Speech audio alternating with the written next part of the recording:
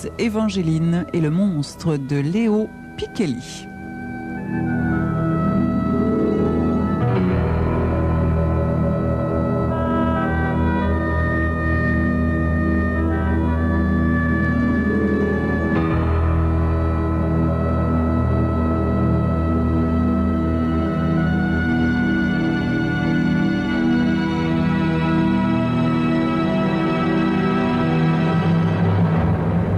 Miss Evangeline Sabrina Whiterman ne put en croire ses yeux quand elle regarda par la fenêtre de sa chambre à coucher et vit la soucoupe volante qui décrivait un cercle, virait légèrement sur la gauche, puis se posait comme une fleur au milieu de la plate-bande de sa pelouse, sans même demander la permission.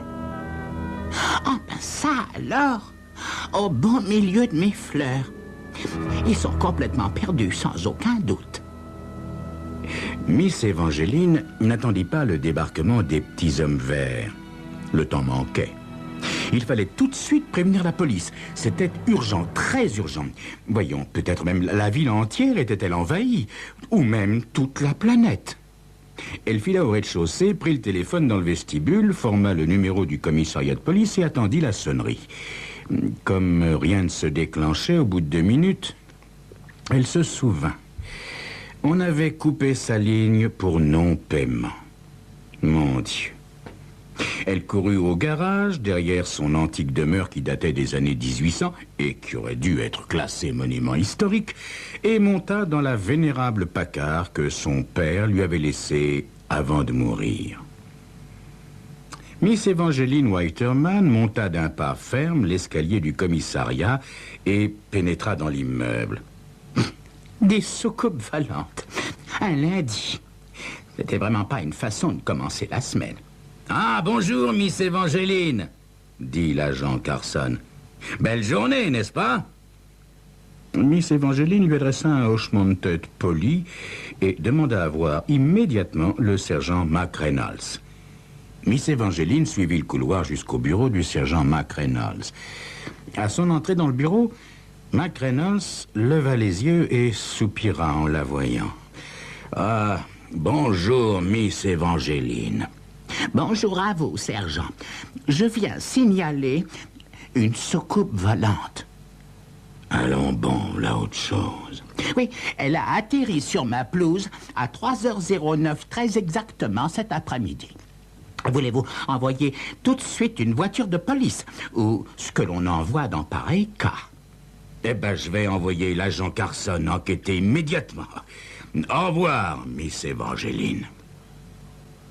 Au lieu d'aller chez elle pour se retrouver en présence de l'étrange témoignage d'invasion interplanétaire planté sur sa pelouse, Miss Evangeline se dirigea en voiture vers la promenade des Mûriers, promenade qui longeait la rivière, afin d'y passer l'après-midi.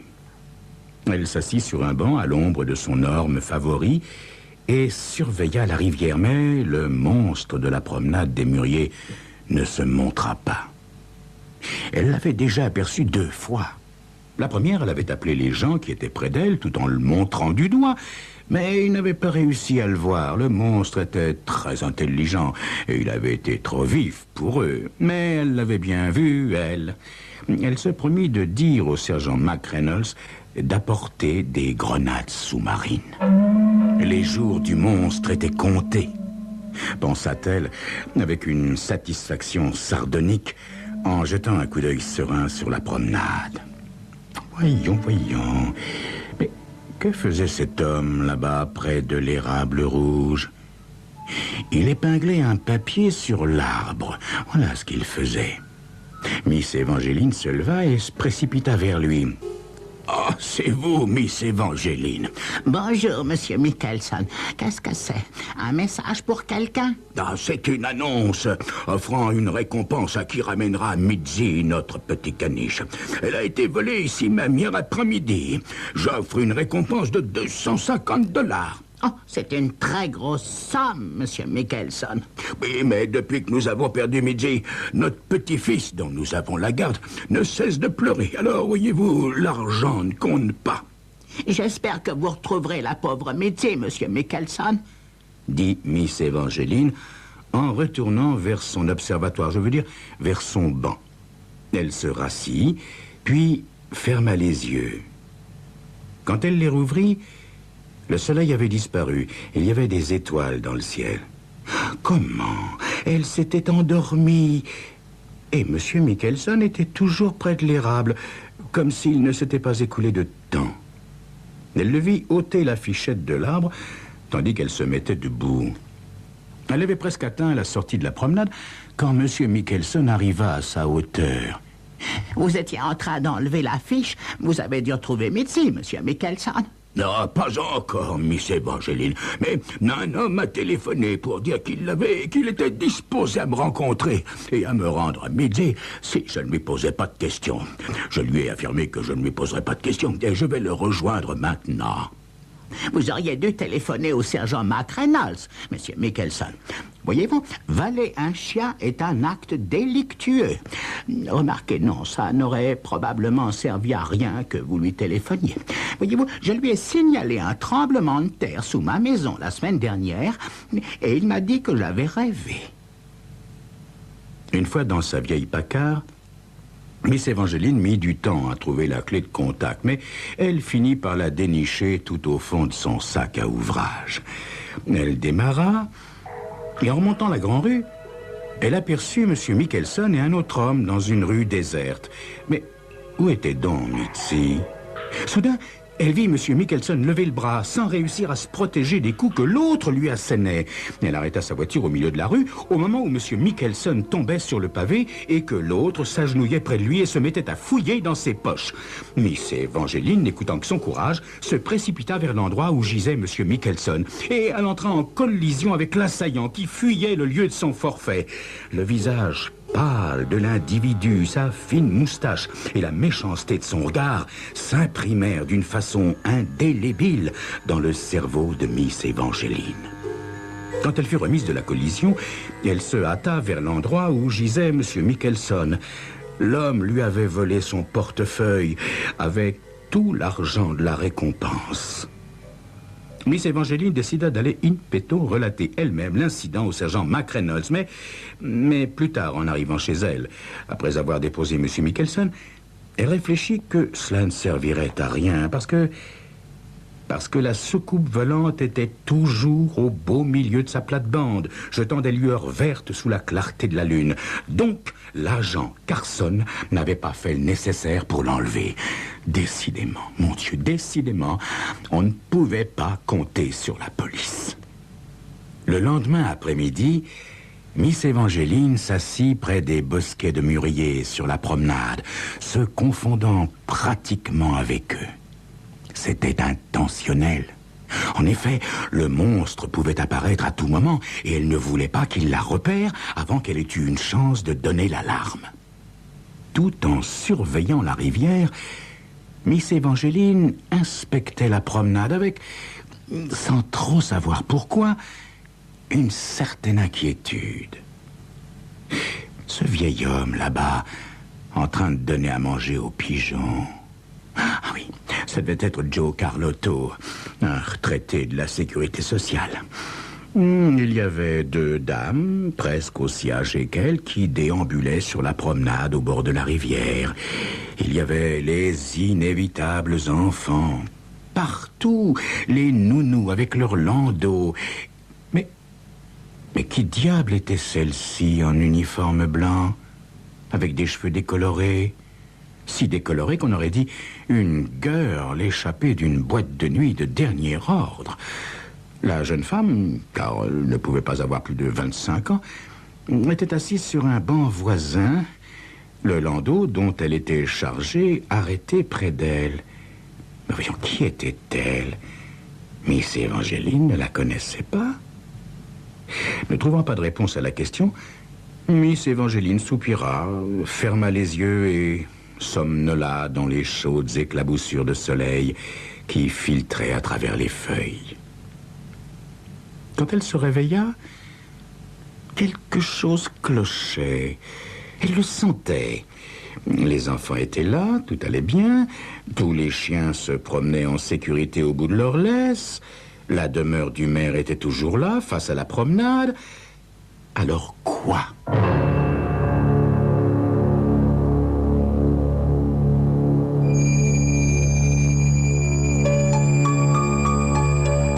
Que se passait-il d'anormal dans ce parc?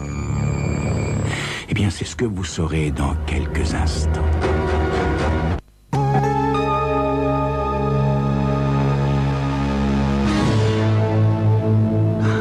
Voilà, elle a trouvé.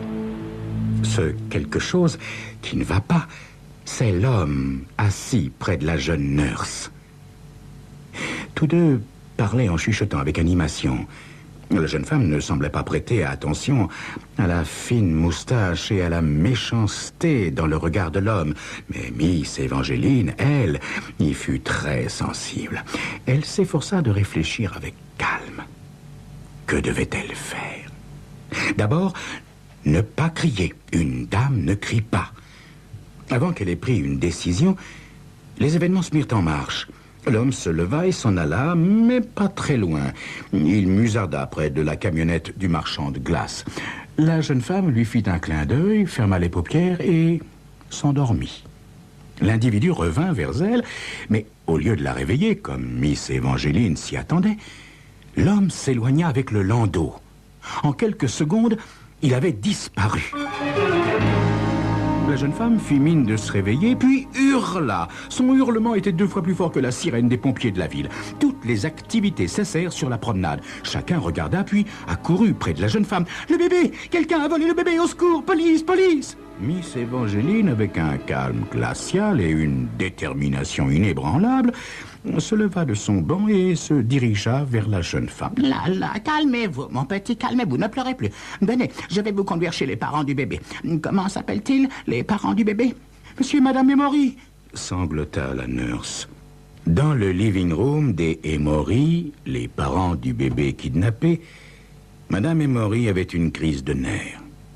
Miss Evangeline avait demandé par téléphone un médecin qui arriva et fit une piqûre à Madame Emory. L'agent Carson vint sur l'appel urgent de Miss Evangeline. « Nous avons fait une enquête, dit-il. On a retrouvé le landau du bébé plus loin sur la promenade, mais malheureusement, il était vide. » Madame Emory réclamait son mari à grands cris. On avait déjà téléphoné au bureau de Monsieur Emory en lui demandant de rentrer chez lui immédiatement. Miss Evangeline écoutait les réponses que faisait la jeune nurse aux questions de l'agent Carson. Son nom était Polly Loring. Oui, elle avait des références. Est-ce que Madame Emory les avait vérifiées avant de l'engager? Non. Madame Emory n'avait pas vérifié, étant pressée d'avoir quelqu'un pour l'aider à s'occuper du bébé. Monsieur Emory arriva une demi-heure après. L'agent Carson le questionna. Monsieur Emory, bouleversé, ne put fournir aucun renseignement intéressant. Personne ne demanda quoi que ce soit à Miss Evangeline. Aussi, elle partit. 20 minutes plus tard, elle suivait la voiture de l'agent Carson à une distance judicieuse et quand il escorta Polly Loring à l'intérieur du commissariat, Miss Evangeline se gara en face de l'immeuble et attendit. La jeune nurse ressortit au bout d'une demi-heure. Elle remonta la rue d'un air désinvolte et tourna le coin. Miss Evangeline la suivit en voiture en se tenant hors de vue. La jeune femme entra à l'hôtel des Armes de la Reine. Miss Evangeline gara sa voiture et pénétra à grands pas dans le vestibule. Elle alla vers le bureau. « Bonjour, monsieur.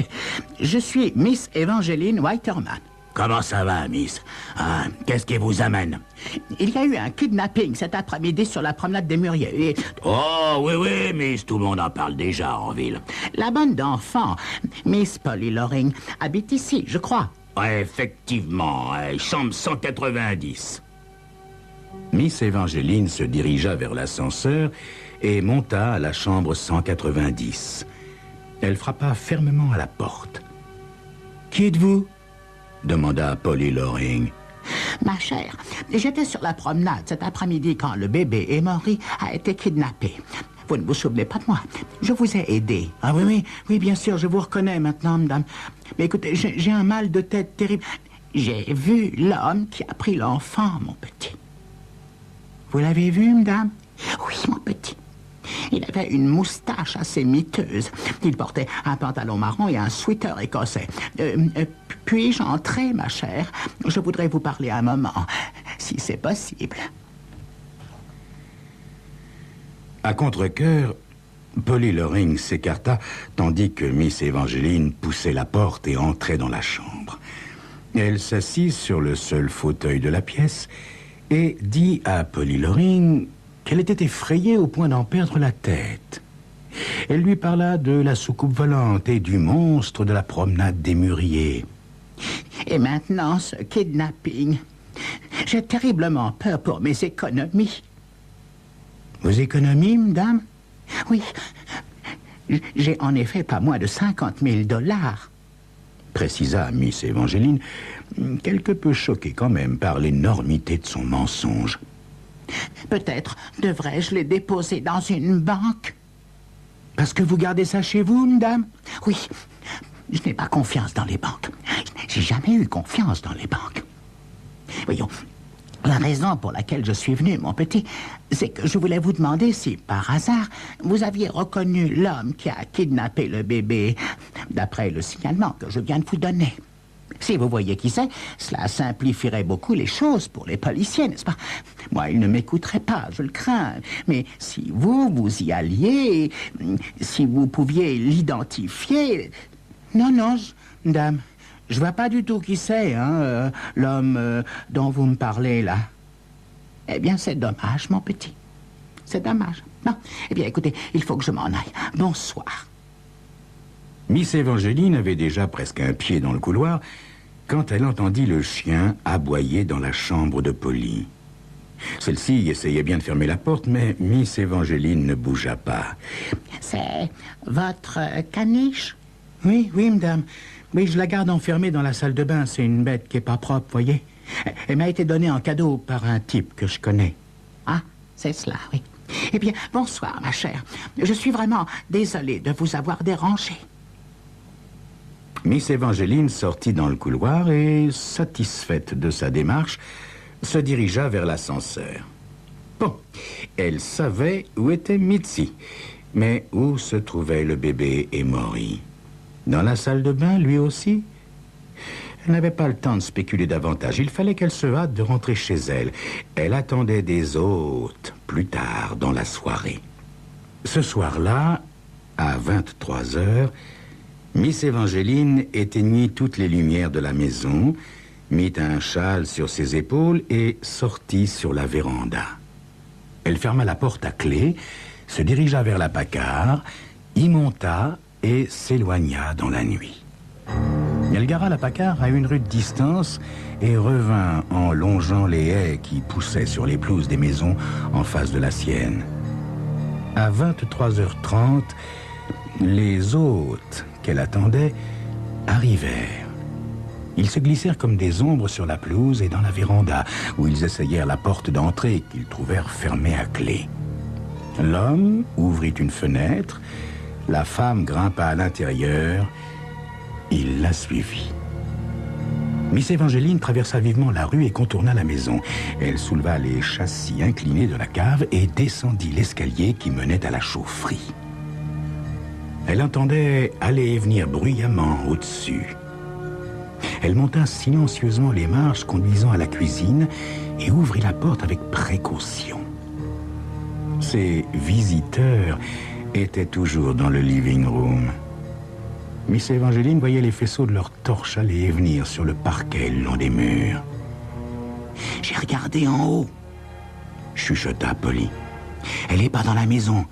Regarde, Jack, le voilà. » L'homme jura à mi-voix, les yeux fixés sur le coffre-fort mural.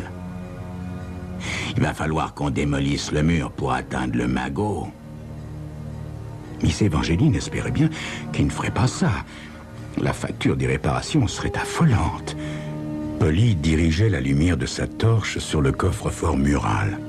L'homme manipulait le cadran sans succès. Soudain, Polly s'écria « Jack, attention, le mur tombe !»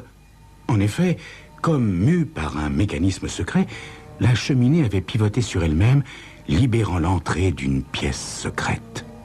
Braquant la torche à l'intérieur de la chambre secrète, ils entrèrent et aperçurent tout au fond un tas de billets de banque empilés dans un coin sombre.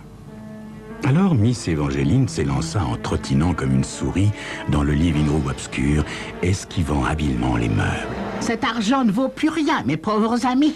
s'écria-t-elle joyeusement. « C'est de l'argent des confédérés !» Puis elle actionna le mécanisme secret et la cheminée se rabattit et reprit sa place. Les cris étouffés et les coups derrière le mur lui procurèrent un vif sentiment de satisfaction. Le lendemain, elle était assise dans son fauteuil à bascule sur la véranda et attendait qu'on vienne la chercher. Tout cela avait été passionnant. Elle n'avait pas fermé l'œil de la nuit, après que les policiers furent revenus avec elle à la maison, puis eurent extrait Polly et Jack de la chambre secrète derrière la cheminée. Cette chambre, qui avait servi autrefois à cacher des esclaves en fuite, quand la maison, qui appartenait depuis des années à la famille de Miss Evangeline, était un relais du réseau d'évasion. Le sergent Mac Reynolds lui offrit son bras et la conduisit en voiture chez monsieur le maire. « Je tenais beaucoup à vous rencontrer, Miss Evangeline, » déclara monsieur le maire après lui avoir baisé la main. « Grâce à votre présence d'esprit, le bébé Emory est de retour sain et sauf chez ses parents. Ils l'ont trouvé, comme vous le savez, dormant à point fermé dans la chambre de cet homme abominable, à l'hôtel des armes de la reine. » Monsieur le maire, est-ce que monsieur Michelson et son petit-fils ont récupéré Mitzi? Oui, Mitzi également. Vous êtes une femme remarquable, Miss Evangeline. Miss Evangeline but délicatement son thé et le trouva délicieux. D'autant plus délicieux que monsieur le maire lui annonça qu'en plus de la prime de 5 000 $ offerte par monsieur et madame Emory, la municipalité avait décrété que Miss Evangeline Whiterman serait désormais exemptée d'impôts et qu'à l'avenir, ses factures d'électricité et de téléphone seraient prises en charge par le conseil municipal. Ainsi, Miss Evangeline pourrait à tout moment, sans se déranger, prévenir les autorités dès qu'une soucoupe volante se permettrait d'atterrir sur sa pelouse.